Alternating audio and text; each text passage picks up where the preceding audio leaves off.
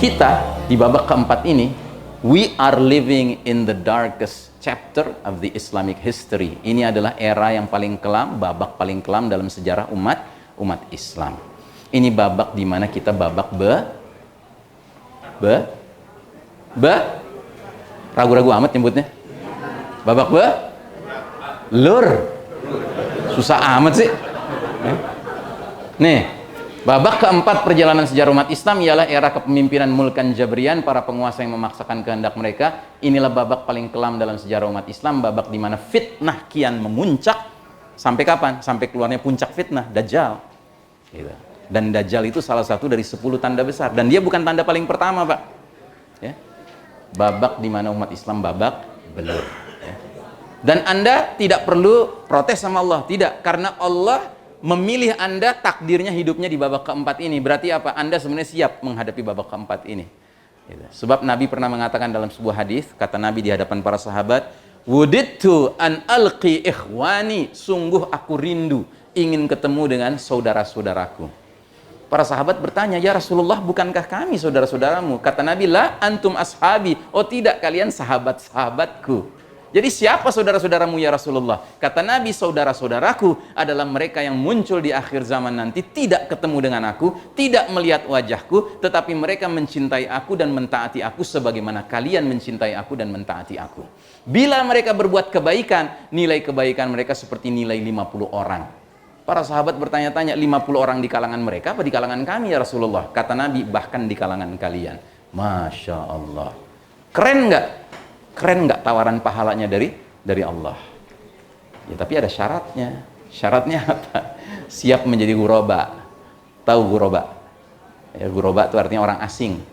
Nabi pernah mengatakan dalam sebuah hadis, ya, bada'al islamu ghariban wa sayaudu ghariban fatuba lil ghuraba.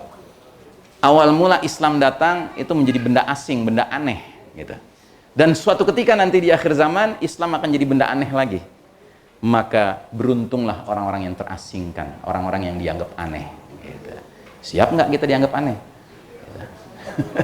Kalau siap, ya kan, berarti Anda termasuk yang dirindukan oleh Nabi Muhammad SAW. Aneh dalam pengertian apa? Dalam pengertian di mana-mana orang sedang bangga dengan gedung ini. Anda tahu nggak ini gedung apa nih? Hah?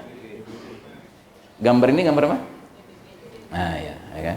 Ini gedung PBB, Pak. Anda tahu PBB yang mendirikan siapa? Bukan Amerika yang mendirikan PBB. Hah? Zionis Yahudi yang mendirikan PBB. Dulu namanya bukan PBB, Pak, namanya LBB dulu, Liga Bangsa-Bangsa. Terus diganti jadi PBB. Hari ini PBB dianggap sebagai lembaga internasional yang paling, apa istilahnya, paling prestisius, ya kan? Paling di atas sana gitu kan, menentukan lah ya. Dan Anda tahu di dalam PBB itu ada sebuah badan lagi yang lebih prestisius lagi, namanya Security Council, Dewan Keamanan PBB. Ya. Dewan Keamanan itulah yang menentukan negara mana harus dikasih jeweran apa, negara mana harus dikasih hadiah apa gitu kan, negara mana yang didukung, negara mana yang harus berdamai, harus berperang gitu kan. Itu mereka yang menentukan, Pak. Keanggotaan Dewan Keamanan PBB itu terdiri dari 15 negara, Pak. 5 negara permanen, anggota permanen, 10 negara gonta-ganti. Nah, ketahuilah yang permanen berarti yang menentukan kan? Yang permanen itu ada 5. Siapa mereka? Amerika, Inggris, Perancis, Rusia, dan Cina. Ada yang muslim nggak? Ada yang muslim nggak? Nggak kan? Kalau nggak Yahudi, Nasrani, satu lagi apa? Musyrik. Gitu. Inilah yang mimpin dunia hari ini. Jadi kalau Anda merasakan hari ini kok kayaknya Islam nggak mendapat dukungan ya, umat Islam kok kayaknya digencet di mana-mana gitu kan, ya lihat dong, sederhana saja, lihat siapa yang mimpin dunia hari ini.